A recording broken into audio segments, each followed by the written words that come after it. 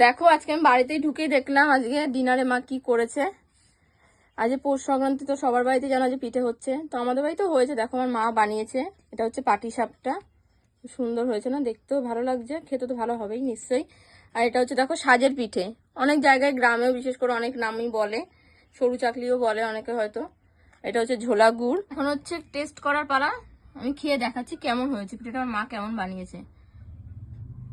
আগে তো একদমই জানো তো আমার মা পিঠে বানাতে পারতো না, তো এখন একটু শিখেছে। দারুণ হয়েছে। আর আমরা সবসময় ছোটবেলায় যদি মা পিঠে বানাতে পারতো না, আমাকে তো আমার মামা বাড়িতে আসতাম, মা বাড়িতে এসে আমার মামারা পিঠে বানাতো মামিরা, তো ওই পিঠেই খেতাম। এখন মামিরা এই বছর বানাতে পারবে না, সেই জন্য আমার মাই বানিয়েছে। দেখো ভালোই কিন্তু হয়েছে খেতে। দেখো ভেতরে কি দিয়েছে দেখো, আমার মা কিন্তু নারকেল দিয়ে বানায়নি, এটা হচ্ছে তোমার ওই মাখা সন্দেশ পাওয়া যায় না দোকানে, ওই মাখা সন্দেশ দিয়ে বানিয়েছে। দারুণ টেস্ট হয়েছে কিন্তু। হয়েছে, তুই খাবি? তুই খেয়ে দেয়, খা না একটু খা না, তুই খা।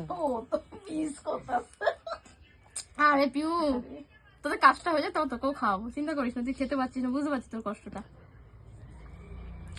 এটাও কিন্তু ভালো, খুব সুন্দর হয়েছে, খেয়ে দেখি। আমার মা দুধে ভেজানি, দুধে ভেজালে আরো ভালো লাগতো, গুড় দিয়েও ভালো লাগছে।